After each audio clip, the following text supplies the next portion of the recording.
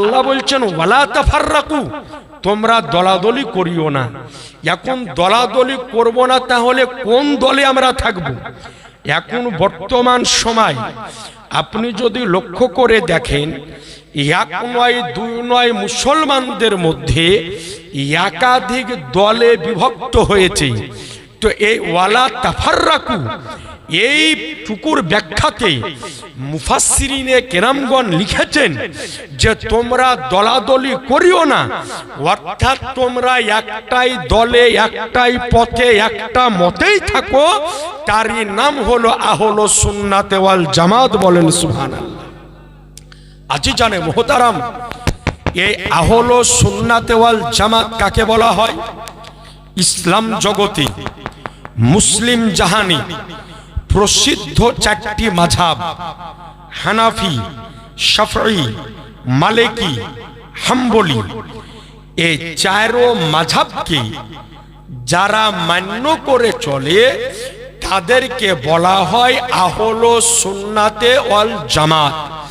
অর্থাৎ এই আহলে সুন্নাতে ওয়াল জামাতেরই সংক্ষিপ্ত নাম হলো সুন্নি মুসলমান। কি বললাম? একটু জোরে বলেন না। সুন্নি মুসলমান, অর্থাৎ যারা হানাফি তারাও সুন্নি, যারা শাফি তারাও সুন্নি, যারা মালিকি তারাও সুন্নি, যারা হাম্বলি তারাও সুন্নি। আর এই চার মাযহাবের বাইরে যে সমস্ত দল, পথ ও মতের আবির্ভাব ঘটেছে, এরা প্রত্যেকেই হলো গুমরাহি, বেদাতি এবং জাহান্নামী। অর্থাৎ আপনাকে এই চারো মাযহাবের মধ্যে যে কোনো একটা মাযহাবের দায়রার ভিতরে থাকতে হবে, তবে আপনি আহলে সুন্নাতে ওয়াল জামাতের ভিতরে অন্তর্ভুক্ত হবেন। কিন্তু বর্তমান সময় একাধিক দল, পথ, মত এই রকম বের হয়েছে যে আপনার যারা তারা বলে যে আমরা কোনো পথ মানি না, আমরা কোনো মাযহাব মানি না। তো বলে কি করো? বলে আমরা ডাইরেক্ট কোরআন এবং হাদিসকে মেনে চলি, অর্থাৎ কোরআন এবং হাদিসে যা আছে আমরা সেটাই মানি, কোনো মাযহাবের শরণাপন্ন আমরা হই না। আছি জানে মুহতারাম বিরাদারানে ইসলাম, আপনাদেরকে জানিয়ে রাখি যে কোনো ব্যক্তি পৃথিবীর বুকে মাযহাব ব্যতিরেকে, মাযহাব ছাড়া এক ধাপ তার পক্ষে চলা সম্ভব হবে না। যেমন আপনাকে বলি, সভাপতি সাহেব একটু আগে বলতেছিলেন যে মাঝি প্রতিদিন সমুদ্রের ওপর দিয়ে নৌকা চালায়, জাহাজ চালায়, আপনার স্টিমার চালায়, কিন্তু সমুদ্রের নিচে মণিমুক্তা আছে ও কিন্তু খুঁজে পায় না, কোথায় আছে ও কিন্তু জানে না। কিন্তু একজন গোতাখোর ব্যক্তি, ডুবুরি ব্যক্তি, সেকে যদি আপনি নামিয়ে দেন সমুদ্রে, তাহলে ওই ব্যক্তি কিন্তু সমুদ্রতে নামতেও পারবে এবং তলা থেকে হীরামণি মুক্তা খুঁজে আনতে পারবে। কিন্তু আমরা সকলেই জানি যে সমুদ্রের তলদেশে হীরামণি মুক্তা পাওয়া যায়, কিন্তু আমাদের পক্ষে খুঁজে আনা সম্ভব হবে না। এখন আপনি যদি আমাকে বলেন মুফতি সাহেব আপনি আলেম মানুষ, মৌলবী মানুষ, কোরআন বুঝেন, হাদিস বুঝেন, বিভিন্ন জায়গাতে জালসা জুলুস করেন, মানুষের বাড়িতে মুরগির ঠ্যাং ঠুং খান, তো আপনি এক কাজ করেন, এই যে সমুদ্র আছে এই সমুদ্রের তলে মণিমুক্তা পাওয়া যায়, হীরা জহরাত পাওয়া যায়, তো আপনি টুপি পাঞ্জাবি খুলে একটু সমুদ্রে ঝাঁপ মারেন, ঝাঁপ মারার পরে একটু হীরা মণিমুক্তা খুঁজে নিয়ে আসেন। আমি যদি প্রতিদিন দেশি মুরগাও খাই, তো আমার পক্ষে সমুদ্রের তলে থেকে হীরামণি মুক্তা খুঁজে আনা সম্ভব হবে না। হীরা মণি মুক্তা খুঁজে আনা তো দূরের কথা, হয়তো আমি নিজের জীবন নিয়ে ফেরত আসতে পারবো না, এ আজি জানে মোহতারাম। কিন্তু একজন অভিজ্ঞ ডুবুরি যদি হয়, অভিজ্ঞ গোতাখোর যদি হয়, ওকে যদি সমুদ্রে নামিয়ে দেওয়া হয় যে সমুদ্রের তলে হীরামণি মুক্ত আছে, তোমাকে খুঁজে আনতে হবে, তো অভিজ্ঞ ডুবুরি সমুদ্রে ঝাঁপও লাগাবে, গোতাও লাগাবে, লাগানোর পরে তার তলদেশ থেকে হীরামণি মুক্তাও খুঁজে আনতে পারবে, নিজের জানও আনতে পারবে।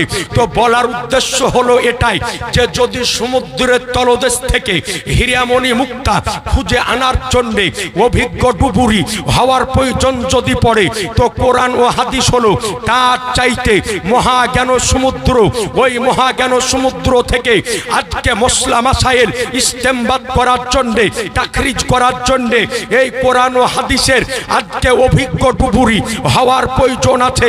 আর এই অভিজ্ঞ ডুবুরি না হয়ে যদি এটা নিয়ে পণ্ডিতি করতে যায়, তো জীবন তো হারাবে না, বরং নিজের ঈমান হারিয়ে ফেলবে। তো বলার উদ্দেশ্য হলো এটাই। তো এই মহা আজকে জ্ঞান সমুদ্রের মহান ডুবুরির নাম হলো ইমামে আজম আবু হানিফা রহমাতুল্লাহ আলাই। এই মহা জ্ঞান সমুদ্রের মহান ডুবুরির নাম হলো ইমাম শাফি রহমাতুল্লাহ আলাই। মহা জ্ঞান সমুদ্রের মহান ডুবুরির নাম হলো ইমাম মালিক রহমাতুল্লাহ আলাই। মহা জ্ঞান সমুদ্রের মহান ডুবুরির নাম হলো ইমাম আহমদ বিন হাম্বল রহমাতুল্লাহ আলাই। এই মহা জ্ঞান সমুদ্রের মহান ডুবুরির নাম হলো ইমাম মুহাম্মদ রহমাতুল্লাহ আলাই। এই মহা জ্ঞান সমুদ্রের মহান ডুবুরির নাম হলো ইমাম আবু ইউসুফ রহমাতুল্লাহ আলাই। এই মহা জ্ঞান সমুদ্রের মহান ডুবুরির নাম হলো গাউসে পাক রহমাতুল্লাহ আলাই।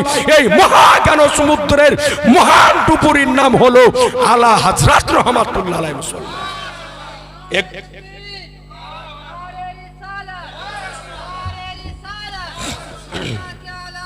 জিন্দাবাদ। তো এ আজি জানে মোহতারাম, তো তিনারা হলেন এই মহাজ্ঞান সমুদ্রের মহান ডুবুরি। আর তিনারা এই জায়গাতে আজকে ডুব লাগিয়ে, গোতা লাগিয়ে কোরআন ও হাদিস থেকে মাসলা মাসাইল ইস্তেমবাদ করেছেন। এ আজি জানে মোহতারাম, আজ আপনাকে বলি, আজ থেকে প্রায় 1400 বছর পূর্বে আমার রাসূলুল্লাহ এই উম্মত সম্পর্কে একটি ভবিষ্যৎবাণী করে দিয়েছেন। যেই ভবিষ্যৎবাণীটি এখন পর্যন্ত কোরআন ও আজকে হাদিসের পাতায় স্বর্ণ অক্ষরে লিপিবদ্ধ রয়েছে। হাদিসটি বর্ণিত হয়েছে সুনান ও তিরমিজির মধ্যে, এবং এই হাদিসটি মিশকাতুল মাসাবির মধ্যে এসেছে, এবং ইহা ছাড়াও একাধিক হাদিস শাস্ত্রের কিতাবের মধ্যে একেবারে সহি সনদে বর্ণিত হয়েছে। নবী আমার বলেন, ও আমার সাহাবায়ে কেরাম শোনো, বানি ইসরায়েল গোত্রের মধ্যে 72টা দলে বিভক্ত হয়েছিল। আমার উম্মতের মধ্যে 73টা দলে বিভক্ত হবে। কুল্লুহুম ফিন্নার, সবাই যাবে জাহান্নামে, ইল্লা মিল্লাতান ওয়াহিদা, একটা দল যাবে মাত্র জান্নাতে। সাহাবায়ে কেরাম জিজ্ঞাসা করলেন, মান ইয়া রাসূলুল্লাহ, যেই দলটি জান্নাতে যাবে, যেই দলটি নাজাত প্রাপ্ত হবে, তার পেহচান কি হবে, তার পরিচয় কি হবে? তো নবী আমার বললেন, মা আনা আলাইহি ওয়া সাহাবী, অর্থাৎ নবী আমার বললেন যেই দলটা আমার ও আমার সাহাবীর পথ ও মতের উপরে আজকে দাঁড়িয়ে থাকবে, ওই দলটাই হবে জান্নাতি, ওই দলটাই হবে নাজাত প্রাপ্ত, ওই দলটাই হবে মুক্তি প্রাপ্ত।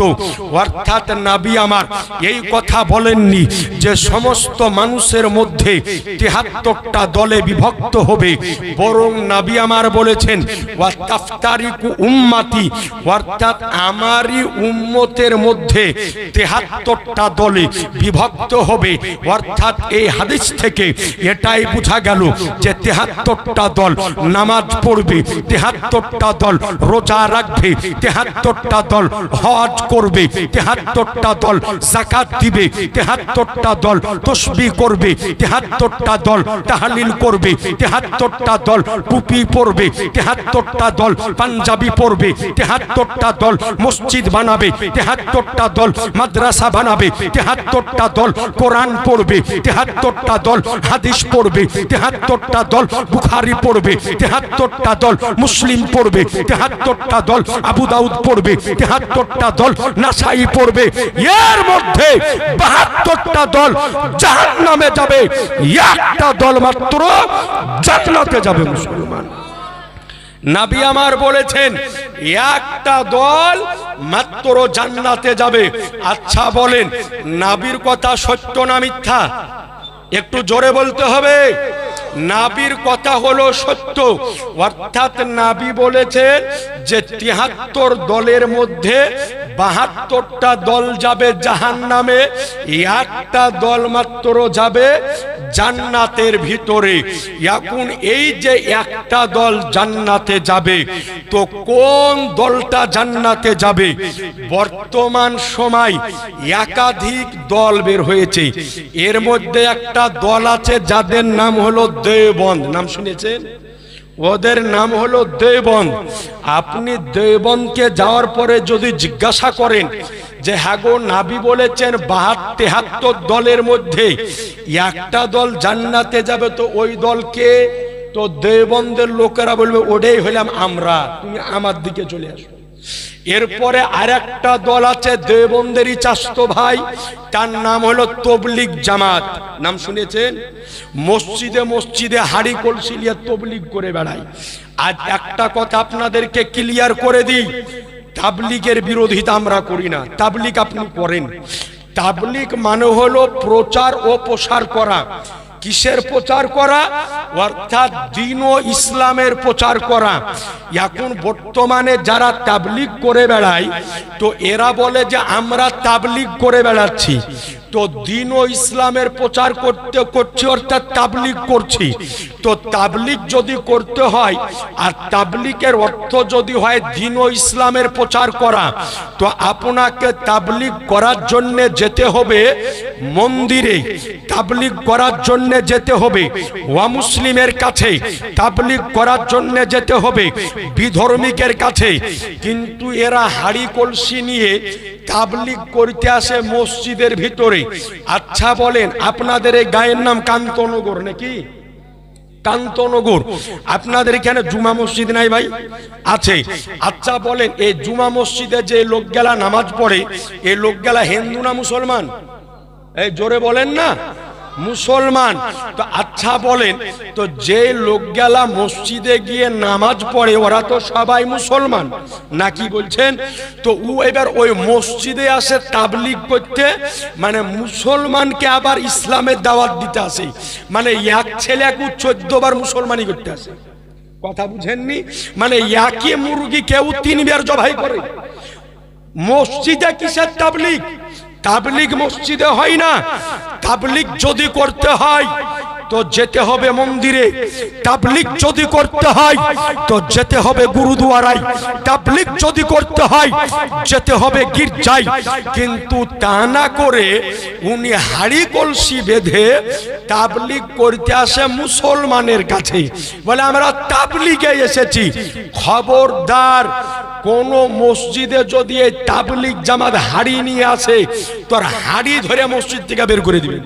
কথা বুঝতে পারলেন? খবরদার লাই, জেনে রাখবেন, বর্তমানে যে তাবলিগ জামাত শহরে নগরে ঘুরে বেড়ায়, এই তাবলিগ আমার নবীর দেওয়া তাবলিগ নয়। এই তাবলিগ যেই লোকটা প্রতিষ্ঠিত করেছে তার নাম হলো মৌলভী ইলিয়াস কান্ধলভী। সে নিজের কারণে, নিজের জন্য এই জামাতকে সে তৈরি করেছে। অর্থাৎ এই তাবলিগের সাথে আমার নবীর কোনো সম্পর্ক নাই। এই তাবলিগের সাথে আজকে আপনার সাহাবায়ে কেরামদের তাবলিগের কোনো সম্পর্ক নাই।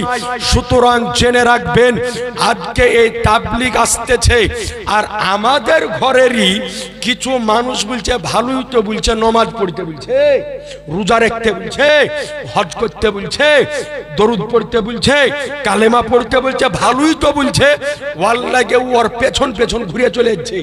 আপনাকে বলে রাখি, হাতি দেখেছেন? হাতি, হাতি দেখেছেন, হাতির দাঁত হয় কিন্তু দুই রকম, ওর দেখানোর দাঁত হয় আলাদা আর খাওয়ার দাঁত হয় কিন্তু আলাদা। যেই দাঁতু দেখায় ওই দাঁতে কিন্তু খাই না, আর যেই দাঁতে খায় ওই দাঁত কিন্তু দেখাই না। তো ওই হাতির মতো হলো তাবলীগ জামাত। আপনাকে নামাজ দেখাবে, আপনার মিলাদ কেড়ে নিবে, আপনাকে রোজা দেখাবে, দরুদ কেড়ে নিবে, আপনাকে হজ দেখাবে, কিয়াম কেড়ে নিবে, আপনাকে যাকাত দেখাবে, মিলাদুন নবী কেড়ে নিবে, আপনাকে আজকে ইবাদত দেখাবে আর আপনার শবে বরাত কেড়ে নিবে। আপনাকে নামাজ দেখাবে, বলবে বলো নবী গায়েব জানে না। আপনাকে রোজা দেখাবে, বলবে বলো নবী হাজির নাজির নয়। আপনাকে নামাজ দেখাবে, তারপরে আপনাকে বলবে যে বলো নবী মরে মাটির সাথে মিশিয়ে গিয়েছে। অর্থাৎ এক দাঁত দেখাবে আর আরেক দাঁতে আপনার ঈমানকে ধ্বংস করে দিয়ে চলে যাবে। কথা বুঝতে পারলেন? সুতরাং এই জামাত থেকে আপনি সাবধান। একটা কথা আপনাকে ক্লিয়ার করে দিই, কারণ নামাজ দেখে ভুলে যায়েন না। যদি কারো ইবাদত দেখে আল্লাহ যদি জান্নাতে দেয়, তো আমারও আপনার লাখ লাখ বছর আগে আজাজিল জান্নাত যাবে। কারণ আজাজিল আল্লাহর ইবাদত কম করেনি, আজাজিল আল্লাহর ইবাদত করেছিল, কিন্তু নবীর প্রতি বেয়াদবি করার কারণে, আল্লাহর হুকুম অমান্য করার কারণে তাকে জান্নাত থেকে বের করে জাহান্নামীদের লিডার বানিয়ে দিয়েছে। একটা কথা আপনাকে স্পষ্ট বলে দিই, বলেন মুসলমান, ধরেন কোন ব্যক্তি দেখলেন যে ও নামাজ পড়ে পড়ে কপালে ঘটা ফেলিয়ে নিয়েছে, রোজা রেখে রেখে বছর পার করে দিয়েছে, হজ করে করে বাড়ি বিক্রি করে দিয়েছে, যাকাত দিয়ে দিয়ে উল্টে ফেলে দিয়েছে, কিন্তু দেখা গেল যে ওর ইবাদতের পরে ওর অন্তরটার ঈমান থেকে খালি তোর নামাজের দাম আছে, ওর রোজার দাম আছে, ওর ইবাদতের মূল্য আছে? জি না।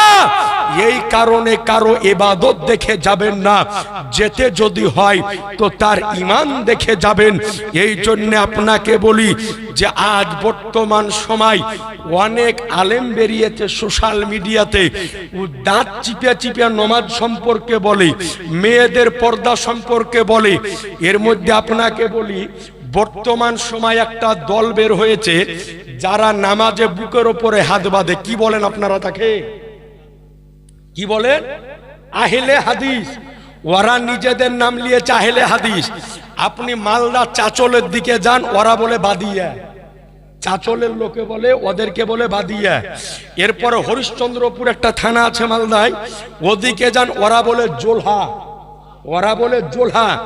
আমার বাড়ি এই রানীতলা নতুন গ্রাম, আমাদের গায়ের লোকে বলে ফরাজি। জি, আমাদের গায়ের লোকে বলে ফরাজি। আবার আজ্ঞার যারা বয়স্ক বাপ দাদা আছে, চাচা আছে, ওরা বলে হেজাতি। হ্যাঁ, ওরা বলে হেজাতি। সৌদি আরবে চলে যান, ওরা বলে নাজদি ওয়াহাবি। মিশরে চলে যান, ওরা বলে নাজদি ওয়াহাবি। ওকে এক নামে পৃথিবীর কোনো জায়গায় চিনে না। ওর যত জায়গায় যাবেন তত জায়গায় ওর নাম পাল্টান। কথা বুঝতে পেরেছেন? গিরগিটির মতো। তো এই যে দল, এই দল কিন্তু আজ থেকে 150-200 বছর আগে ছিল না। এই দলটা আজ থেকে 150-200 বছর পূর্বে একটা লোক তৈরি করেছেন, নাম হলো মোহাম্মদ বিন আব্দুল ওহাব নজদি। ওর বাড়ি হলো সৌদির নজদ শহরে। এর জন্ম হলো 1101 হিজরিতে। জন্ম হওয়ার পরে একটা দল তৈরি করলো, দলটার নাম দিল ওয়াহাবি। আচ্ছা ভাই বলেন, কথায় কথা চলে আসছে আমার, একটু বলে দিই, তারপরে হাদিসের দিকে যেতেছি। আমরা আহলে সুন্নাত ওয়াল জামাতের মানুষ মাজার জিয়ারতে যাই না? এই জোরে বলেন। আল্লাহর ওলিদের মাজার জিয়ারতে যায়, বাপের কবর জিয়ারতে যায়, দাদার কবর জিয়ারতে যায়, পীরের কবর জিয়ারতে যায়। কেউ ওড়াহার যায়, কেউ পাথর চাপড়ি যায়, কেউ আজমির যায়, কেউ বেরেলি যায়। পীরের মাজার আমরা জিয়ারত করতে যাই। তো এই বর্তমানে এই যে হাত ঝাড়ুয়ার দল যারা বের হয়েছে, ওদের প্রথম দলিল হলো যে সৌদি আরবে মাজার কই, মক্কায় মাজার কই, মদিনায় মাজার কই, মাজার সব ভারত, বাংলাদেশ আর পাকিস্তানে। তার জিন্দা প্রমাণ আপনাকে একটা দিচ্ছি। আমাদের পশ্চিমবঙ্গের বর্ধমানের একটা দেওবন্দের বক্তা আছে, ওর নাম না নিলেও চিনে, ডাবচোর বিল্লি চিনেলেন, চিনেন আপনারা? ওর নাম নেওয়ার প্রয়োজন পড়ে না, ওকে ডাবচোর বললি মানুষ ওকে চিনহেলে। ওর নাম আমি আর বললাম না, ইশারা বুঝতে পেরেছে জি? তো ওর একটা ওয়াজ দেখছিলাম, তো বলছে যে মক্কায় মাজার নাই, মদিনায় মাজার নাই, আর আমার বাড়ি থেকে বর্ধমান হলো 56 কিলোমিটার, 56,000 পীরের মাজার। বলেন নাউজুবিল্লাহ। আচ্ছা বলেন, বাপের কালে কোনোদিন শুনেছেন যে 56 কিলোমিটারের মধ্যে 56,000 পীরের মাজার হয়? গোটা ভারতবর্ষ কোনো জায়গায় দেখিয়ে দেখতো আমাকে। এত বড় গাঁজাখড়ি কথা স্টেজে বলে দিয়ে চলে যায়, আর মানুষ এমনি করে বুকে হাত বাঁধে শুনে নিয়ে চলে যায়, বলে ওই সঠিক কথা বলছে। সঠিক বলছে কি বেঠিক বলছে একদিন সামনাসামনি করে দাও, সেদিনই বোঝা যাবে কার ভাঁড়ে কচি পিতাল আছে। নাকি বলছেন? আমরা তো ভয় করি না, একদিন সামনাসামনি করে দাও। আপনাকে বলি 1101 হিজরির পূর্বের মক্কা মদিনার ইতিহাস আপনি খুলেন। মক্কা তো মাজার ছিল, মদিনা তো মাজার ছিল, কিন্তু 1101 হিজরির পরে এই মুহাম্মদ ইবনে আব্দুল ওয়াহাব নজদির জন্ম যখন হলো, ওহাবি হুকুমত ভারতকে আপনার সৌদির ওপরে যেই সময়তে তারা নিজের হুকুমতের আজকে প্রতিষ্ঠিত করলো, ওই মুহূর্তে মক্কা মদিনায় যত মাজার ছিল সমস্ত মাজারকে তারা ভেঙে গুড়িয়ে দিয়েছে। তার পূর্বে মক্কা তো মাজার ছিল, মদিনা তো মাজার ছিল, এমনকি 1101 হিজরির পূর্বে প্রতি বছর রবিউল আব্বালের সময়তে 12 রবিউল আব্বাল যেই জায়গাতে আমার আনিসে বেকাসা সাজ্জাদে কাউনমাকা বেচারুকে চারা বেশাহরুকে সাহারা ইয়াতিমকে বডি হাম করিবকে আমি আমার রাসূলুল্লাহর বেলাদাত হয়েছে।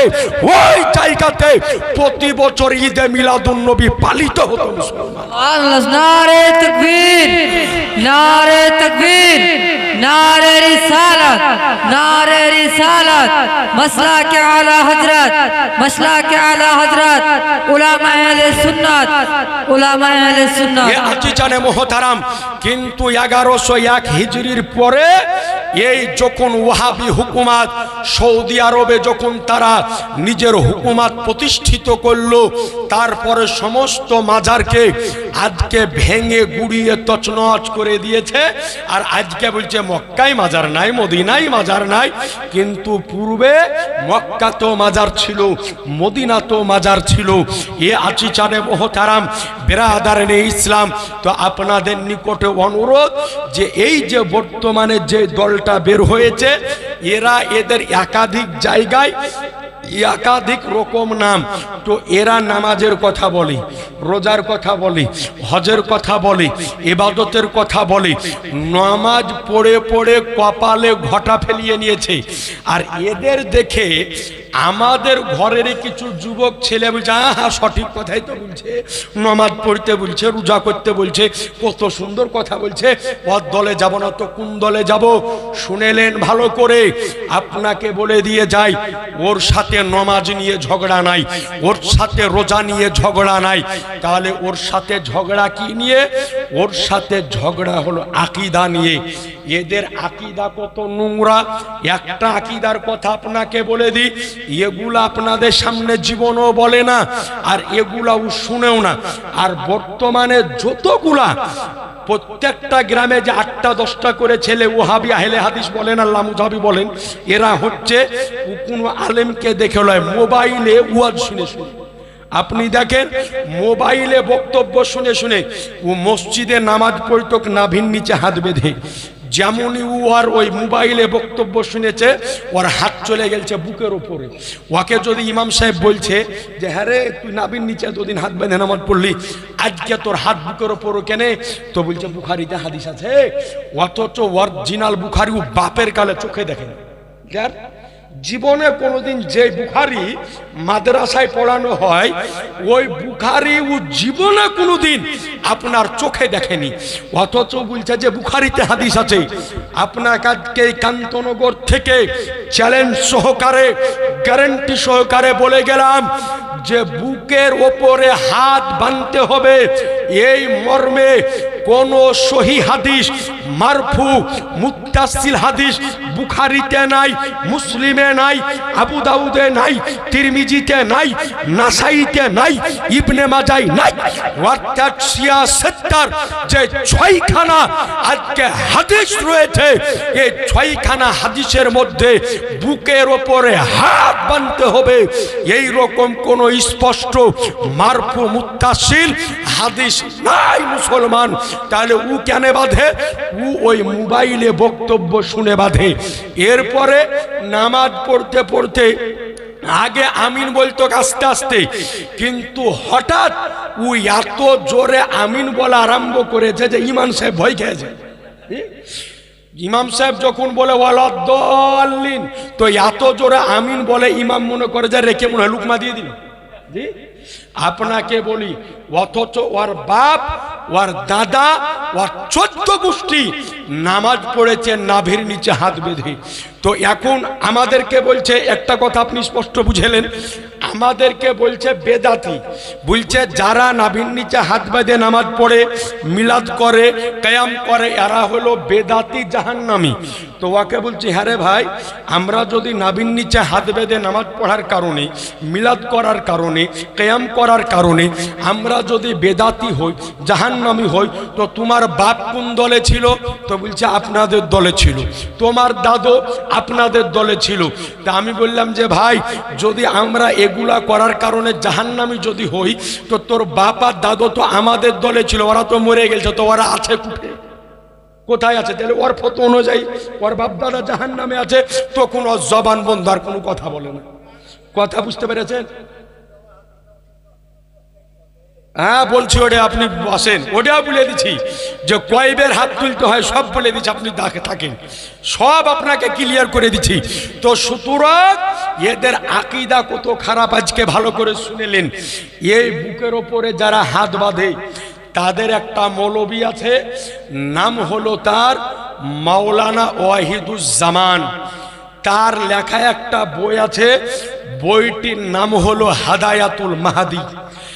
এই বইয়ের 7 পৃষ্ঠাতে কত বড় খাতারনাক কথা লিখেছে শুনেলেন। আচ্ছা বলেন ভাই, আল্লাহ পাক কারো সাথে ঠাট্টা করে, মজা কি করে, ইয়ার কি করে?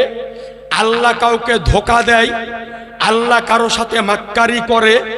তো ওই হাদায়াতুল মেহেদির মধ্যে মাওলানা ওয়াহিদুজ্জামান লিখতেছে যে আল্লাহ ঠাট্টা করে, আল্লাহ মজাকি করে, এমনকি আল্লাহ মাঝে মাঝে বান্দাকে ধোকাও দেয়। বলেন নাউজুবিল্লাহ। বলেন মুসলমান, যাদের আকীদা হবে আল্লাহ হলো ধোকাবাজি, আল্লাহ হলো ঠাট্টাকারী, আল্লাহ হলো মজাকিকারী, তো ওদের দলের মধ্যে যাওয়া যাবে? একটু জোরে বলেন না। জি না। এরপরে শুনেলেন আরেকটা তাদের আকীদা, এই হাদায়াতুল মাহাদির মধ্যেই 85 পৃষ্ঠার মধ্যে মাওলানা ওয়াহিদুজ্জামান কত বড় খাতারনাক কথা লিখেছে শুনেলেন। বলছে রাম, চন্দ্র, লক্ষণ, কৃষ্ণ, এরা সবাই ছিল আল্লাহর নবী। বলেন নাউজুবিল্লাহ। আমার নিকট ওই বই আছে, আপনি যদি ভ্রমণ করেন দেখে নিতে পারেন। বলছে এরা সবাই ছিল আল্লাহর নবী। তাহলে বলেন মুসলমান, যাদের আকীদা হবে যে রাম ছিল নবী, লক্ষণ ছিল নবী, কৃষ্ণ ছিল নবী, তাহলে বলেন মুসলমান, এদেরকে মুসলমান বলা যাবে? একটু জোরে বলেন না। জি না। আরেকটা তাদের কথা শুনেলেন, এগুলা আপনাদের সামনে বলে না আর এগুলা শোনায়ও না, খালি নামাজ পড়ো আর রোজা করো, আগে আকীদা ঠিক করো। এই কান্তনগরের মানুষ আর কদিন পরে, মোটামুটি 2 মাস কয়েকদিন পর আসছে কুরবানি, আসছে না ভাই? কুরবানি। আচ্ছা আপনারা কুরবানি দেন, তো কুরবানিতে গরু দেন, ছাগল দেন, বেশি পয়সালা হলে উট দেয়, তার চাইতে বেশি পয়সালা হলে অনেকে দুম্বা দেয়। আচ্ছা, জীবনে কোনোদিন মুরগির কুরবানি দিয়েছেন? হ্যাঁ, দেননি, দেননি জীবনে মুরগির কুরবানি।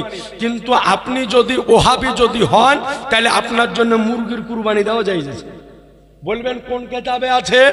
ওহাবিদের একটা মুফতি আছে, নাম হলো মুফতি আব্দুস সাত্তার। তার লেখা একটা বই আছে ফতোয়ায়ে সাত্তারিয়া। তো ওর মধ্যে লেখা আছে শুধু মুরগি লাই। বলছে কোন ব্যক্তি যদি গরু ছাগল কিনতে না পারে, তো মুরগি হোক বা বতক হোক বা একটা আন্ডা যদি জবাই করে দেয়, তো কুরবানি আদায় হয়ে যাবে। বলেন মুসলমান, তাহলে ওই দলের লোক যাচ্ছে কিসের লাগে? এই কারণেই তো যে হ্যাঁ, যে অনেক কিছু আমি আরাম পাচ্ছি। এই যে ভাই কোম্পানি উঠে চলে না, অনেক যারা টাকা রেখে চলে মারি খেয়ে গেল। তো আপনি যদি সরকারি ব্যাংকে টাকা রাখেন, তো ডবল হইতে 10 বছর 12 বছর। আর কোম্পানি উঠলো সরোদা না রোদা, কত কোম্পানি উঠলো, আপনি টাকা রেখে দেন, বলছে 5 বছরে ডবল।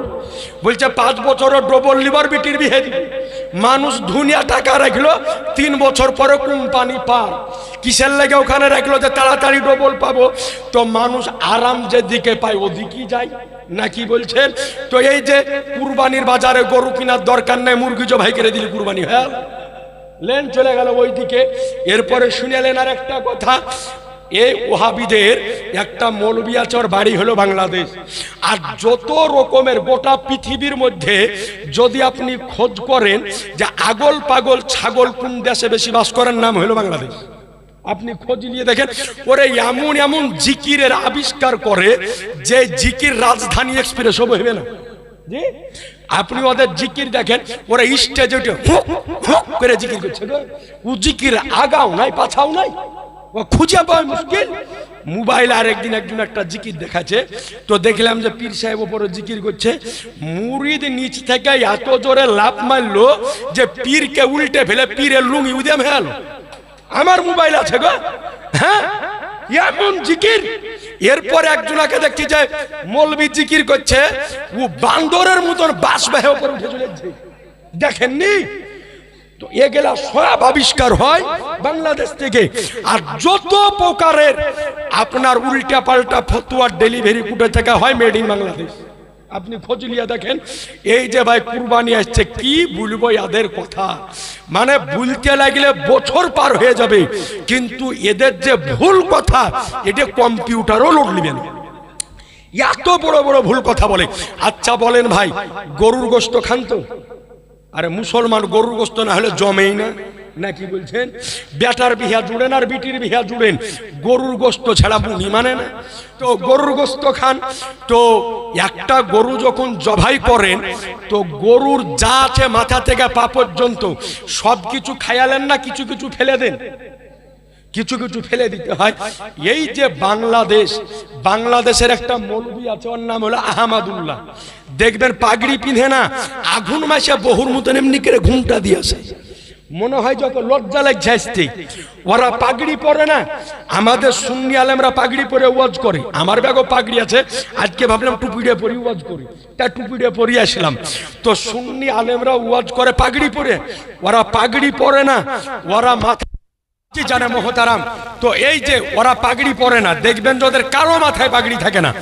আসল কথা হলো যে পাগড়িটা পরবে কোথা থেকে? আমাদের সুন্নি মাদ্রাসায় আপনারা দেখেছেন আশপাশে আছে, তো সুন্নি মাদ্রাসায় 5 বছর 6 বছর 10 বছর পড়ার পরে তাকে পাগড়ি দেওয়া হয়। কিন্তু ওরা তো মাদ্রাসাতেই পড়েনি, তো পাগড়ি পাবে কোথায়? তো ঘোমটা দিয়ে এসে বসে। তো ওকে কুরবানির সময় জিজ্ঞাসা করা হয়েছে যে গরুর অন্ডকোষ খাওয়া যাবে কি যাবে না, মানে গরুর বিছি বলেছে খাওয়া যাবে কি যাবে না। তো বলছে কোনো ব্যাপার নাই, যদি মন চাইতে ওটাকে ভাজা করে খেয়ে নিয়ে। চিন্তা করেছেন? কোন সাতাল ধাঙ্গড় জিনিস খাই নাই। জি, একটা মানুষের রুচ অরুচ বলে জিনিস আছে।